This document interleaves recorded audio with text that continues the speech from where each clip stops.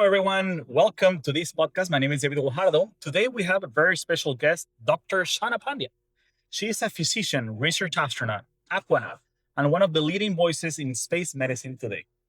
She has trained in some of the most extreme environments on Earth, from underwater missions to high performance aerospace operations, all in preparation for taking humanity beyond our planet. As a key leader within the International Institute for Astronautical Sciences, she is helping shape how the next generation of space professionals are trained, combining medicine, engineering, and exploration into one unified vision.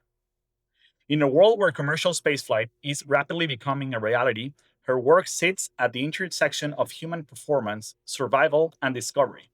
Today, we're going to explore what it really takes to prepare the human body for space, why space medicine is more important than ever, and how programs like IIAS are redefining the path to orbit. Dr. Pandya, welcome to the IIAS podcast. Thank you so much for having me, David. It is such a pleasure to be here. This is planned to be a conversation. I have prepared a series of questions. So, if you're ready, let's start with question number one. I'm excited. Shana, you built an incredible career across medicine, spaceflight, and extreme environments.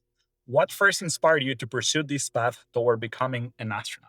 Yeah, I think the story starts way back in childhood, and ultimately it really speaks to the power of representation. So, two things I think, can be tied back to where I am today. And one of those was growing up as a child during the 90s and watching Canada's first female astronaut, Dr. Roberta Bondar, fly to space. And this was this aha moment for me as a child. It was sort of like, Canadian girls and women can do that. Holy cow, I want to do what Dr. Bondar does. And so for me, I watched Dr. Bondar's career trajectory. She's a neuroscientist, a physician, and an astronaut. And I thought, okay, so for me, I'll go be a neuroscientist, Yes. a physician, and an astronaut. And it seems to have worked out pretty well for me. And then the second part of that was just having grown up doing a lot of outdoors type of activities, a lot of camping, being privy to these beautiful sprawling vistas of the night sky, and just thinking, I want to be out there, just being inspired by these, views that are only afforded to you when you're away from the city lights. You see the glittering arm of the Milky Way. And, for me, that was sort of really reinforced. This is what I want to do. That's beautiful. Have you had the honor to meet her in Yeah, person? yeah, there was this really cool story. So in 2019, the Ontario Science Centre created this exhibition of Canadian women in space. And so this is actually this full circle moment because they, of course, would feature Dr. Bondar's work and a small write up of her life's trajectory. But then they also selected me as one of the other Canadian women in space. And so going from this child who was inspired by Dr. Bondar to pursue this path towards astronautics, to seeing my life's journey featured next to hers. It really is possible to set these goals for yourself and then Did you have them told come her true. how special she was in your journey? I turned into a fangirl for sure. I don't think I said a coherent sentence to Dr. Bondar. And most girls look at you just the same way that you look at her. That's for sure. That it still feels like a pinch me moment to realize that. That's beautiful. Let's go to the next question. You're a physician, aquanaut, skydiver, and astronaut. How do you all those disciplines come together in the field of space medicine? That's such a great question. So, one thing I think anyone who's been through our program at the International Institute for Astronautical Sciences really learns to embody and learn and build skills around is what it means to be operational. And even in some of our courses, I've come back and given lectures on 10 key lessons for thriving in operational environments. And for those who don't know that definition, it truly means to be operating in this three-dimensional environment that is changing quite dynamically and Yeah. rapidly over time. And so medicine is like that. I practice in emergency medicine and aeromedical transport. Skydiving is definitely like that. Things can change on the dime. You're a skydiver. Yes. I suspect all of us. I've definitely had the wrong body position at times, and you really need to learn to think about how am I going to act about what's next. Diving is like that. Being underwater, living and working underwater as an aquanaut is like that. And then everything we do in preparation for spaceflight, especially in the microgravity environment, requires a lot of real time thinking, situational awareness, and teamwork. Just as you were explaining right now in the classroom, the difference or the likeliness of becoming, for example, a scuba diver, pushing yourself against the sea floor. Do you find something alike with your first flights in suburban flights or the microgravity flights? Yeah, in parabolic flight, it's so easy to get super, super excited about. I am weightless. I am flying. This is an experience that very few people get to experience. For us, when we do the research flights at IIAS, it really comes down to being focused and Great. developing a shared mental model of success as a team, because it's not just you flying, it's your whole crew, and you have to know what your criteria for success are. And so it's, you might think it's easy to get caught up and want to fly and float in microgravity, but you're very, very mission focused on the science and the Yeah. technologies you want to test. So you're having a great time, but you're very, very mission focused. For someone hearing about it for the first time, what exactly is space medicine and why is it becoming so critical for the future of human spaceflight? I love this question so much. So, I often get asked, what is space medicine? Like, why do these terms belong together in a sentence? And the short answer is that space is trying to kill you. And so, when we talk about the hazards of the spaceflight environment, everyone thinks about weightlessness and microgravity, but it includes all manner of altered gravity environments. It's 17% gravity on the moon, it's 38% gravity on Mars, it's increased G loads at launch and landing, Okay. it's increased radiation, it's being resource limited, you're not near a major hospital. In fact, you're at least 400 kilometers away if you're on the ISS from definitive medical care. There's the stress of living in this very operational, very scheduled environment. And then there's other things that you may not normally think about. Most of us here on Earth have a 12-hour or very close to that day-night cycle, depending where you are on the Earth, you have a circadian rhythm. If you're up on the International Space Station, you're experiencing one sunset or sunrise cycle every 90 minutes. That's 16 sunrise sunset cycles per 24-hour period. So now all of this confluence of environmental factors comes together to affect the astronaut and the performance. And so space medicine, simply put, is the practice of keeping humans not just surviving, but thriving in the spaceflight environment. I love this term as well, space medicine, but do you think there's a correlation in the history of medicine itself? For example, aviation medicine, Yes. underwater medicine, or will you describe the progress of medicine? Yeah, so we refer to any manner of medicine that is in what we call an ICE environment, or isolated, confined, and extreme environment. We talk about extreme environment or austere environment medicine. And so there's actually whole conferences around extreme medicine. And, you'll meet folks who operate in environments that are similar but different to your own. They might be operating in conflict zones, in hyperbaric or deep sea medicine, in military medicine. And the idea is, what lessons can you share from these resource limited environments that will help enable each other and make healthcare better? Absolutely. Which brings me to the next question. Now that you're talking about extreme environments, why is training in places like, for example, underwater habitats? We all know that NASA has one of the biggest pool, if not the biggest, in the entire world to prepare the astronauts for microgravity or spacewalks. These habitats or austere environments, why is so important and vital for the preparation on the future space professionals? That's such a great question. So, we've started with the thesis that space is trying to kill you, but let's add a few more qualifiers. Space is hard, space is expensive, and space is trying to kill you. So, knowing that, it would be very costly to go to space without rehearsing back on Earth and then make a mistake up in space. Maybe you forgot to pack something, maybe you forgot a critical step of a procedure. So, how do we retire that risk? We find space-like environments. So these environments replicate some aspect of the spaceflight environment, so they're analogous to the spaceflight environment. We call them analog environments. So this can be anything from parabolic flight. Some people may know of this as the vomit comet. So you get these periods of 18 to 22 seconds of 0G at a time, and you can practice working and operating in microgravity. You can go to a closed in a resource limited environment, like a habitat under the sea, to practice living in close quarters with a crew and build those crew dynamics. You can practice living in a Mars simulation, which, NASA has its own simulated Martian habitats like Chapea. There's also simulated Mars environments elsewhere in the world. So all of these put together as analog environments help us practice for space, help us retire risk, and help us enter the space flight environment in a much more prepared fashion. You participated in some of them, I believe, right? Those analog missions and extreme environment training. Can you share a moment where you truly felt the connection between Earth-based training and real spaceflight conditions? Oh gosh, yeah. So pointing to what we call analog environment experience, I've been on 2 Mars simulation missions as at the Mars Desert Research Station, once as a crew medical officer and once as a crew commander. And then I'm a two-time aquanaut with the Neptune mission. So nautical experiments in physiology, technology, and underwater exploration. And I was also the crew medical officer on that. And so to paint a picture of what it's like to live and work underwater, like you were diving down into your habitat and then you're kind of coming up under this wet porch and then you're taking off your dive gear and you're staging it there, and then you get to stay like relatively dry and nice and like nice and comfy within your underwater habitat. Yeah. But if you're doing some underwater exploration or science or teamwork or conservation work, you're going out and diving again.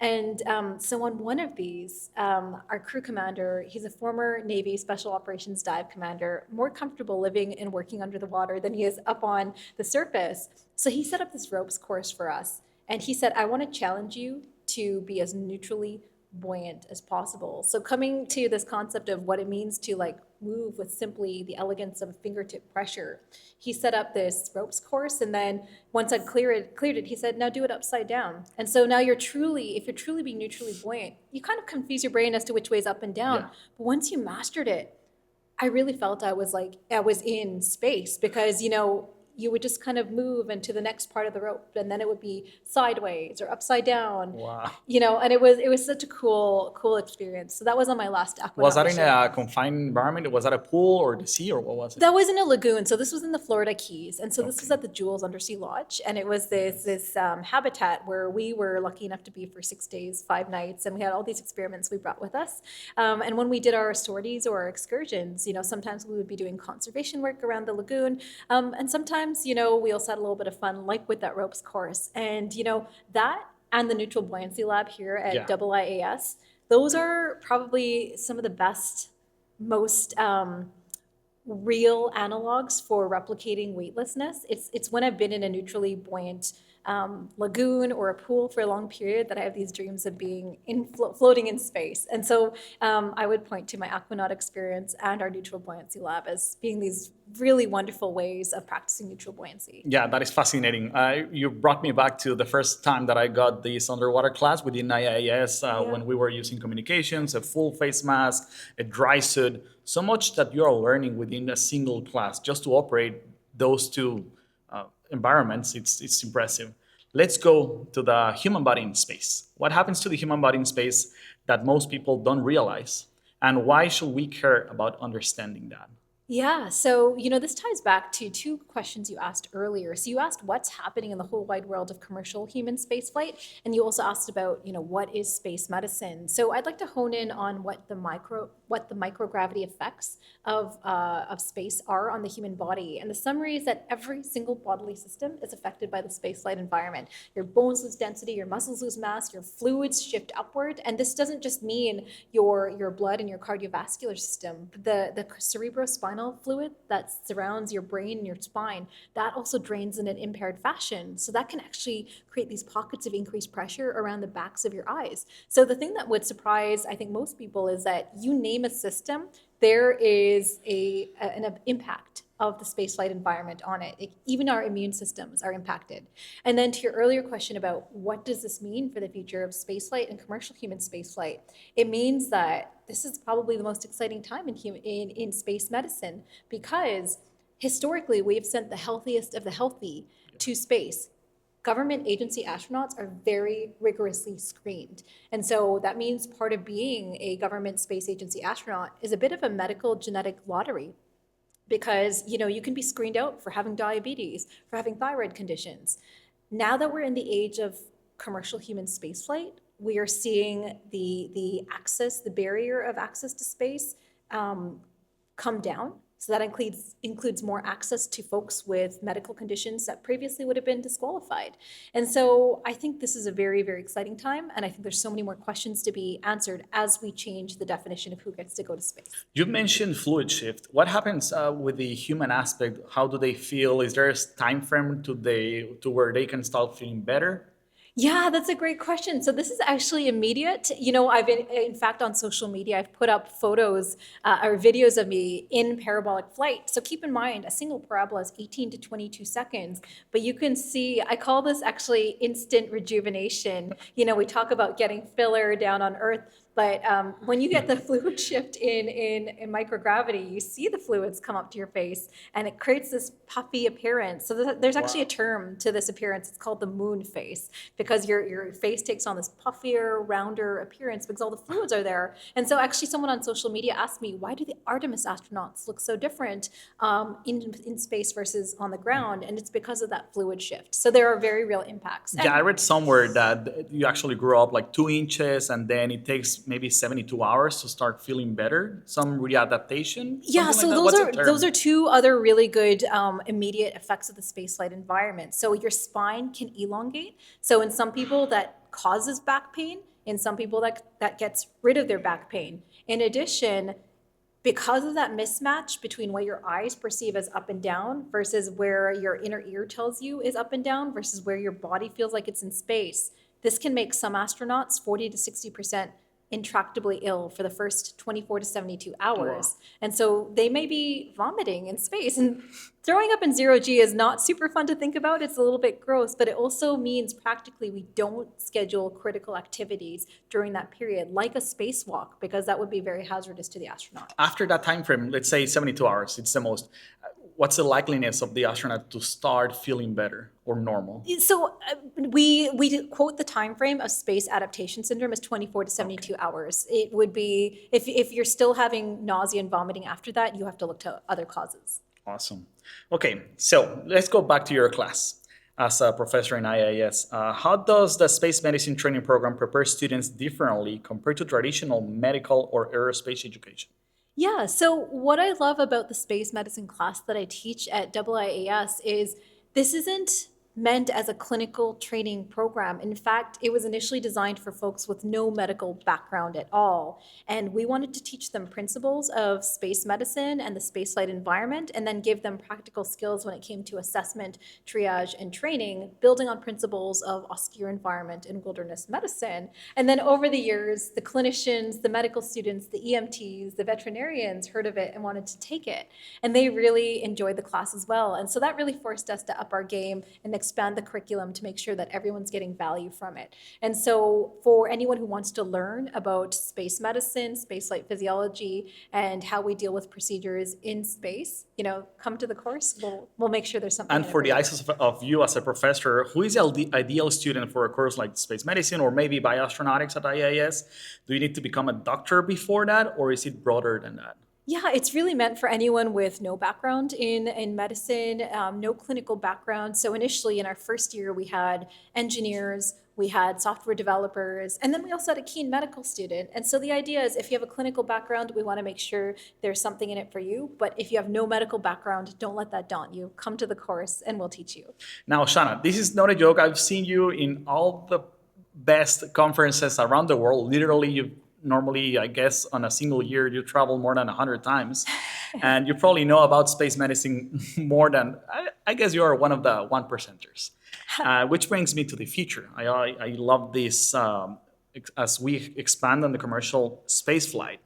How do you see the role of space medicine evolving over the next decade? Yeah, there's two really exciting horizons in space medicine right now. So the first one is one that we talked about with the rise of commercial spaceflight and the increase of accessibility and different medical conditions. And that's really exciting because those previously have not been studied in Okay. space medicine before. And then the other one, pointing to our colleagues at the space agencies and the success of the recent Artemis 2 mission, is what we call exploration class missions. So missions to deep space, to the moon, Mars, and beyond, because these really challenge our framework of how we've previously carried out space medicine. So if you're an astronaut on the International Space Station right now, you have 24/7 real-time support from flight surgeons all across the world. When you're on the moon, it's a 2 to 5 day return trajectory and a 2 to 10 second time delay, depending on what your communication infrastructure looks like. And if you take the extreme case of a Mars mission, this could be a 3 to 5 year mission profile. And it means at the very least, you'll have a 6 to 48-minute round trip communication delay. And then there's also a period between when the sun sits between the Earth and Mars, creating a 2 to 3 week communication blackout. So now, if you need immediate medical aid, it may not be possible. So we really need to rethink how we move from Earth dependent operations to what we call Earth independent medical operations, and what enabling Correct. technologies and what communication architecture will support these astronauts living independently from a medical perspective on the red planet. Do you foresee AI, maybe robotics inside a spacecraft? Do you foresee that that can happen within 10, 20 years? That's a great question. You know, when I'm asked about enabling technologies for space medicine, you know, we often hear about AI and machine learning being thrown around as the panacea and the solve all for challenges in space medicine. That comes with a caveat. The sheer amount of data transfer right now between, say, a Mars architecture and the Earth isn't supported by current communication architectures. And then you also have to look at what it takes to train an AI model to be correct. You need Yeah. massive data sets. To date, there have only been just north of 700 people in space on very, very different mission profiles. That includes suborbital, that includes Apollo and Artemis, that includes long duration International Space Station missions. So these are all very, very different, and the data from one mission may not inform another. And then the other challenge is the demographics of who has gone to space previously is 86% male. And so you cannot necessarily use that data to inform health models for women astronauts. And then finally, you have to be aware of the nuances of AI itself. You have to make sure that you don't get into model drift, where what your AI is predicting happens in the spaceflight environment becomes maladaptive. You can think about running parallel AI models on Earth to make sure that your model of what you think space physiology is going to do in the spaceflight environment is running correctly. But then you also have to be aware of challenges of this increased radiation environment, where events like what we call single event upsets can actually can damage or negatively impact the hardware on which our software is running, which may also cause model drift or a maladaptive model. So there is so much out there. So yes, cautiously, AI can help enable physicians and patients and astronaut crews with diagnosis and treatment and early warning systems on Mars. But we have to think about it very, very intentionally and very carefully. This is a lot that It's a you lot. just Yeah. threw at us. Yeah. It's impressive. And what about operations? I know in some of your suborbital flights or microgravity research campaigns, you've actually done this or something like this, where you prove a certain procedure. We haven't done any surgical procedures, but we have done medical procedures. So we've looked at, for example, the insertion and the feasibility of intrauterine device or IUD insertion in microgravity. And the reason we did that is, again, coming back to what is the case, how do we manage astronauts on long duration missions to Mars, 3 to 5 years. And the very specific reason we undertook this study is when we think about women astronauts in space environments, many, if not most of them, employ oral contraceptives for menstrual suppression, so they don't have to deal with the challenge and perhaps messiness of having their period in altered gravity environments. And so when you extrapolate how many birth control pills you would need to take on at least a 3-year Mars mission, that's at least 1,100 tablets. So that's a lot of mass and a lot of mass and a lot of volume. And remember that mass, volume, power are all at a premium when it comes to spaceflight. And then the other challenge is that there was this study from Duke University a couple of years ago that suggested that the shelf life of these medications is finite. So over a 3 to 5 year mission profile, 64 to 98% of medications can expire. So maybe oral contraceptives, if we still want menstrual control and suppression on a Mars mission, aren't the best answer. Maybe an IUD is a better answer. If it's a hormonal IUD, it can offer menstrual suppression.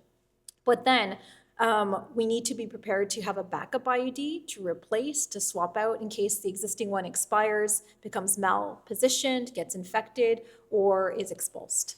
I thought that was some sort of program that these medicine companies want to expire them sooner so that we can just replace it and purchase more. And you bring this down to earth because every now and then we all open that shelf and start throwing out all those expired medicine that we have at home. But that's actually not even NASA can have a longer shelf life.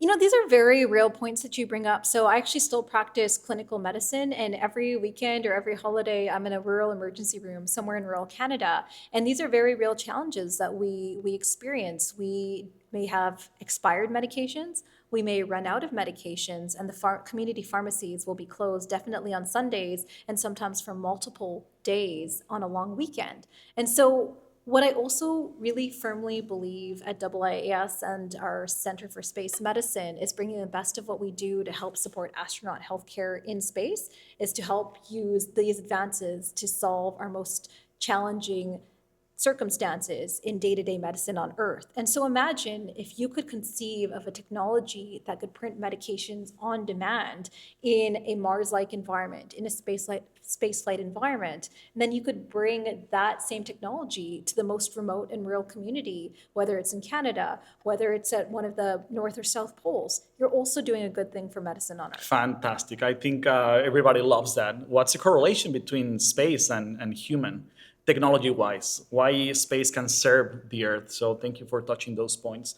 And Shawna, if someone watching this conversation that we are having right now, maybe little Shawna in the past, Yeah. dreams of being a part of the future of space, but feels it's out of reach, what could you tell them?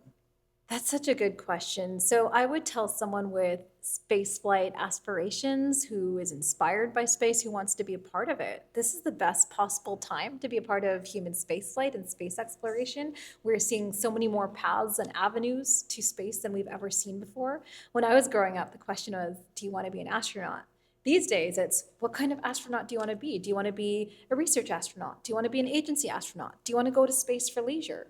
And so my advice to someone with spaceflight aspirations is pick what it is you want to do in space and then follow that passion. Seek to become really, really, really good at it and then act like you belong there because you do. Make space for yourself. Everybody does, and we can see the passion in your eyes. Shawna, anything that you would like to add, maybe from your classes here? Yeah, you know what? It's such a pleasure to be back at IIAS. Like it's hard to believe that this journey started for me 11 years ago and then it's still going. And it's not just a research institute; it's a family. And it's been such a pleasure and an honor to be part of this ride. Here you had it. Shawna, thank you so much for coming in today. Thank And you, you know David. where to find us and where to enroll in her classes. Thank you all.